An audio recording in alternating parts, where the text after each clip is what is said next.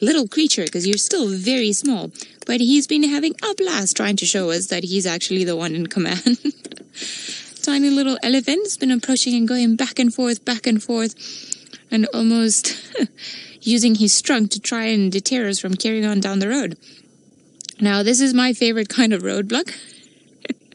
Practicing all the moves that it's seen the bigger ones do. But you are running the wrong way. Normally, you're supposed to raise your head and run at us. So entertaining.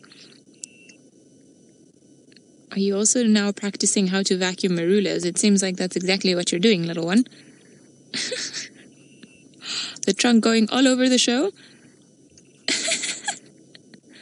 Very scary, very scary. I'm sorry I laughed.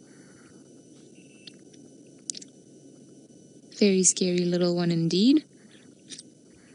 So the rest of his family is around us, but he's the one that's been standing on the road. And as soon as we arrived, he started putting on such a wonderful show that we don't really want him to stop. And he's not doing this because he feels threatened in any way, but I think it's a little bit of trying to show who's actually in command. I'm sure he's seeing his mother, potentially sisters and aunties and everybody else do this, but also because I don't see any youngsters around. So it's almost like the little lion cub of the Nkahuma pride, really just looking for a partner to play with, somebody to try and bully. Maybe you're a little bit tired scratching your eye like that? Nope, okay, no bedtime for you. So beautiful.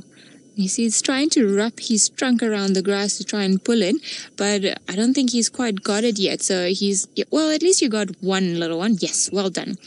But as soon as he starts wrapping his trunk around the grass, then the grass starts turning around. So that's why he's not able to grab it. Oh my. It's all fun and games when you're little, but when you're big, then it's not ideal if you do that. Full of life, aren't you, this morning? Yep. I don't think this Ellie's got as wet as the ones that we saw early this morning. They seem to be a little bit drier, so I wonder if perhaps they were in the cover of some bushes. Now, look at the beautiful manicured toenails that they've got. Because it's been raining and obviously there's a lot of water all around us and still some few droplets hanging on the grass, then their toenails get cleaned almost, allowing us to see them a little bit better. Now you can see also the sand is sticking to the soles of their feet, so that's why it's got that reddish color every time it moves around. Now, I think that my comms are not working whatsoever, so Rebecca, if you're trying to talk to me, I cannot hear one word you're saying. Beautiful little one. Mike, you're asking if elephants seek shelter in the rain. Thank you, Senza, for relying on the question. They can, depends on the rain. If it's just a light drizzle, you'll see that perhaps they're not that interested in seeking shelter. They might just decide to brave it out. But if it's getting a little bit too much, then often they will go underneath the cover of a tree just to prevent themselves from getting as wet as they would if they were standing out in the open. But this little one will probably seek shelter right next to its mother. I think that's probably the biggest house you could find. It's not small enough already, or it's big that it doesn't fit underneath its mom. But still, standing next to mom might be the best place. Okay, attempt number 2. Okay, you're getting there. You're getting the hang of things. So I would assess and put you at about a year of age or so. Or just getting there, because starting to get a little bit dexterous with the use of your trunk. Getting there, well done.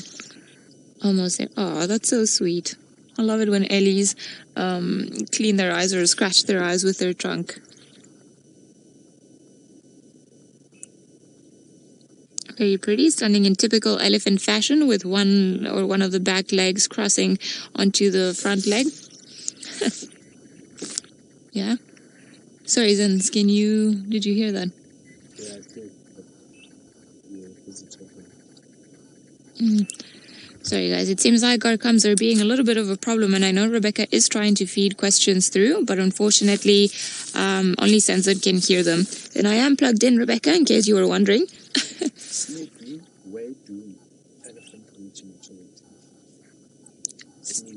Sneevy, you're wondering, when do elephants reach maturity? Well, they do it at roundabout, I would say, between 12 and 16 years of age for the females, and then the males, although they are also mature at that time, they're only going to be able to breed later on in life, because at that age they're still too young, and they will not be able to fend off some of the bigger elephants that are fighting for the mating rights. So females, I would say about 14 is a good average. The males perhaps will start actually getting a chance to mate when they're about 20, 25. That's when they can start even thinking about it, but they will reach sexual maturity when they're about 15 or so, if I'm not mistaken. Those are some very clean toenails that you've got going on there. Now there's one of the other siblings there. Are you going to try and play with them? Oh, you want everyone to know that you're the big one.